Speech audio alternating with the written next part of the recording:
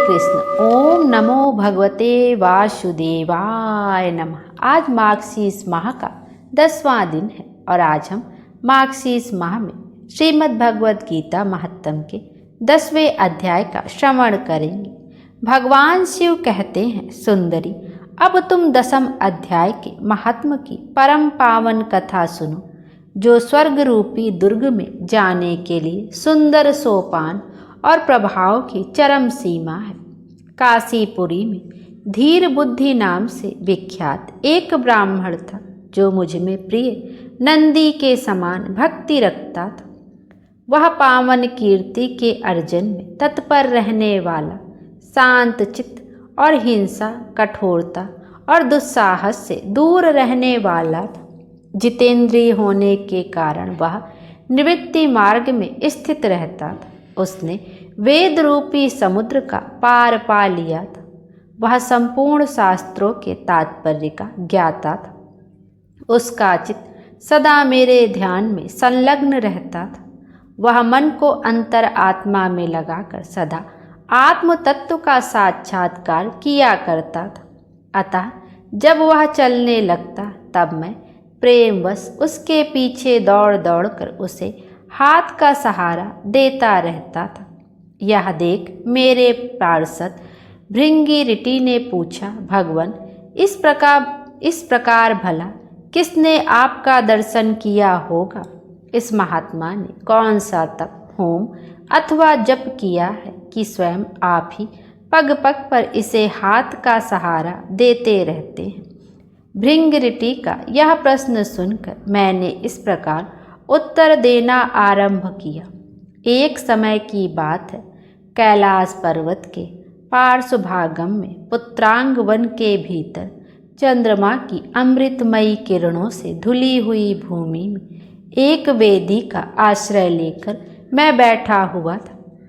मेरे बैठने के क्षण भर बाद ही सहसा बड़े जोर की आंधी उठी। वहाँ के वृक्षों की शाखाएं नीचे ऊपर होकर आपस में टकराने लगी।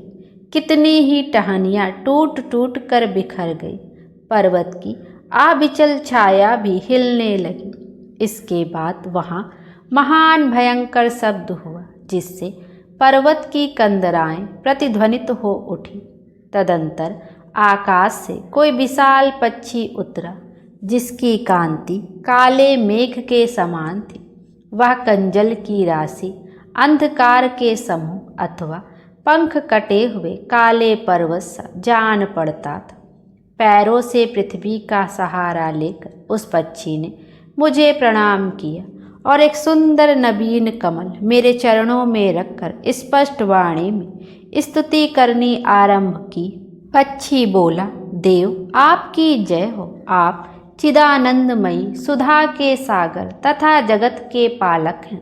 सदा सद्भावना से युक्त और अनासक्ति की लहरों से उल्लसित हैं। आपके वैभव का कहीं अंत नहीं है। आपकी जय हो।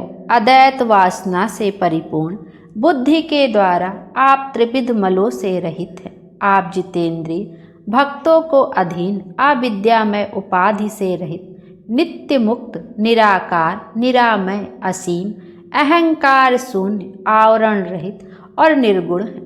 आपके भयंकर ललाट रूपी महासर्प की विष ज्वाला से आपने कामदेव को भस्म किया। आपकी जय हो। आप प्रत्यक्ष आदि प्रमाणों से दूर होते हुए भी प्रामाण्य स्वरूप हैं। आपको बार बार नमस्कार है। चैतन्य के स्वामी तथा त्रिभुवन रूपधारी आपको प्रणाम है। मैं श्रेष्ठ योगियों द्वारा चुंबित आपके उन चरण कमलों की वंदना करता हूँ, जो अपार भव पाप के समुद्र से पाप उतरने में अद्भुत शक्तिशाली हैं। महादेव साक्षात बृहस्पति भी आपकी स्तुति करने की धृष्टता नहीं कर सकते। सहस्त्र मुखों वाले नागराज शेष में भी इतना चातुर्य नहीं है कि वे आपके गुणों का वर्णन कर सके। फिर मेरे जैसे छोटी बुद्धि वाले पक्षी की तो बिसात ही क्या है। उस पक्षी के द्वारा किए गए इस स्रोत को सुनकर मैंने उससे पूछा, विहंगम तुम कौन हो और कहाँ से आए हो? तुम्हारी आकृति तो हंस जैसी है, मगर रंग कौवे का मिला है। तुम जिस प्रयोजन को लेकर यहाँ आए हो उसे बताओ। पक्षी बोला, देवेश, मुझे ब्रह्मा जी का हंस जानिए। ध्रुवजटे, जिस कर्म से मेरे शरीर में इस समय कालिमा आ गई है उसे सुनिए। प्रभु, यद्यपि कि आप सर्वज्ञ हैं, अतः आपसे कोई भी बात छिपी नहीं है, तथापि यदि आप पूछते हैं तो बतलाता हूँ।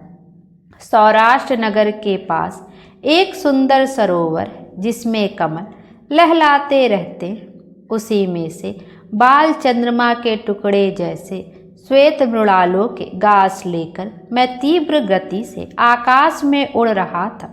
उड़ते उड़ते सहसा वहाँ से पृथ्वी पर गिर पड़ा। जब होश में आया और अपने गिरने का कोई कारण ना देख सका तो मन ही मन सोचने लगा, अहो, यह मुझ पर क्या आन पड़ा। आज मेरा पतन कैसे हो गया। पके हुए कपूर के समान मेरे श्वेत शरीर में यह कालिमा कैसे आ गई।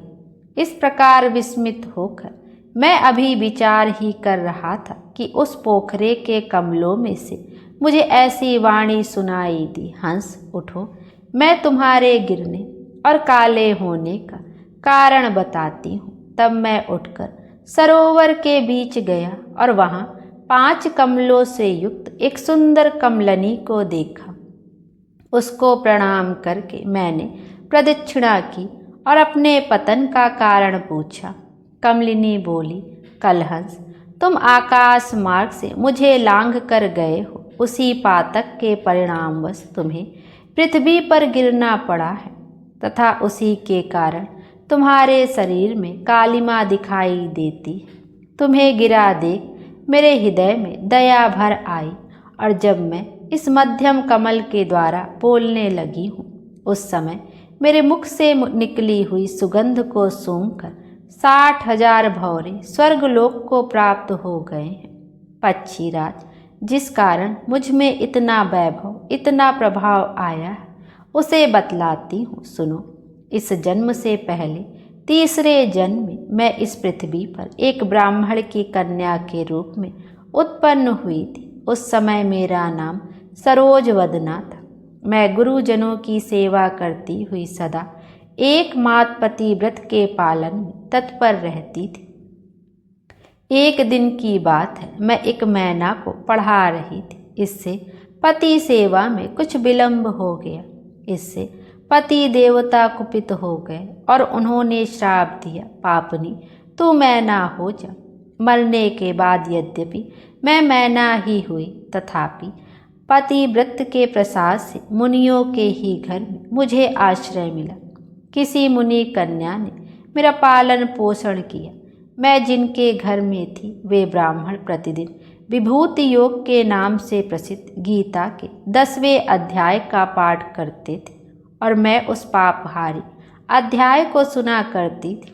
विहंगम काल आने पर मैं मैना का शरीर छोड़कर 10वें अध्याय के महात्म से स्वर्गलोक में अप्सरा हुई। मेरा नाम पद्मावती हुआ और मैं पद्मा की प्यारी सखी हो गई। एक दिन मैं विमान से आकाश में विचर रही थी।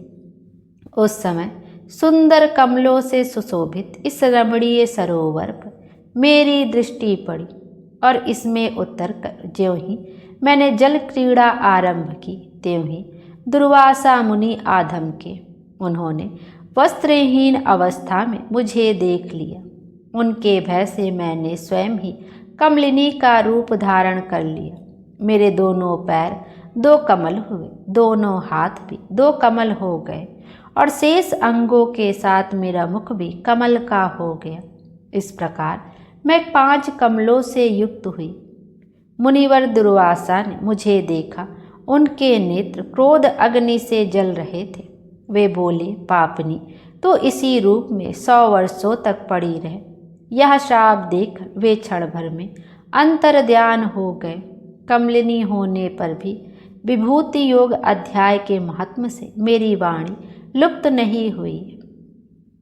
मुझे लांघने मात्र के अपराध से तुम पृथ्वी पर गिरे हो। पक्षीराज, यहाँ खड़े हुए तुम्हारे सामने ही आज मेरे श्राप की निवृत्ति हो रही है, क्योंकि आज 100 वर्ष पूरे हो गए मेरे द्वारा गाए जाते हुए उस उत्तम अध्याय को तुम भी सुन लो। उसके श्रवण मास से तुम भी आज मुक्त हो जाओगे। यह कहकर पद्मिनी ने स्पष्ट तथा सुंदर वाणी में 10वें अध्याय का पाठ किया और वह मुक्त हो गई। उसे सुनने के बाद उसी के दिए हुए इस कमल को लाकर मैंने आपको अर्पण किया है। इतनी कथा सुनाकर उस पक्षी ने अपना शरीर त्याग दिया। यह एक अद्भुत सी घटना हुई। वही पक्षी अब 10वें अध्याय के प्रभाव से ब्राह्मण कुल में उत्पन्न हुआ है। जन्म से ही अभ्यास होने के कारण सहसावस्था से ही इसके मुख से सदा गीता के 10वें अध्याय का उच्चारण हुआ करता है। 10वें अध्याय के अर्थ चिंतन का यह परिणाम हुआ कि यह सब भूतों में स्थित शंख चक्रधारी भगवान विष्णु का सदा ही दर्शन करता रहता है। इसकी स्नेहपूर्ण दृष्टि जब किसी देहधारी के शरीर पर पड़ जाती है, तब वह चाहे शराबी और ब्रह्म हत्यारा ही क्यों ना हो, मुक्त हो जाता है तथा पूर्व जन्म में अभ्यास किए हुए 10वें अध्याय के महत्व से इसको दुर्लभ तत्व ज्ञान प्राप्त हुआ तथा इसने जीवन मुक्ति भी पा ली है। अतः जब यह रास्ता चलने लगता है तो मैं इसे हाथ का सहारा दिए रहता हूँ। भृंगिरिटी, यह सब 10वें अध्याय की महामहिमा है। पार्वती, इस प्रकार मैंने भृंगिरिटी के सामने जो पाप नाशक कथा कही थी, वही कथा तुमसे भी कही है। नर हो या नारी अथवा कोई भी क्यों ना हो, इस 10वें अध्याय के श्रवण मात्र से ही उसे सब आश्रमों के पालन का फल प्राप्त हो जाता है। बोले विष्णु भगवान की जय। 10वां अध्याय यहीं पर समाप्त हुआ। राधे राधे। आइए अब श्री कृष्ण जी की आरती का भी श्रवण करते हैं। आरती युगल किशोर की जय, तन मन धन न्योछावर की जय। आरती युगल किशोर की जय, तन मन धन न्योछावर की जय। रवि शशि कोट बदन की शोभा, ताहि निखरी मोर मन लोभा। गौर श्याम मुख निरखत रीझ, प्रभु स्वरूप नयन भर लीज। कंचन थाल कपूर की बाती, हरि आए निर्मल भई छाती। फूलन की सेज फूलन गल माला, रत्न सिंहासन भय नंद लाला। मोर मुकुट कर मुरली सोह, नटवर वेश निरख मन मोह। ओढ़े नील पीत पट सारी, कुंज बिहारी गिरिवर धारी। नंदलाल वृषभान दुलारी, आरती करत सकल नर नारी। आरती युगल किशोर के कीजे, तन मन धन न्योछावर कीजिए। बोलिए विष्णु भगवान की जय। हरे कृष्ण। भगवान विष्णु हम सब की मनोकामना पूर्ण करें और हमारे जीवन को खुशियों से भर दें। Thank you.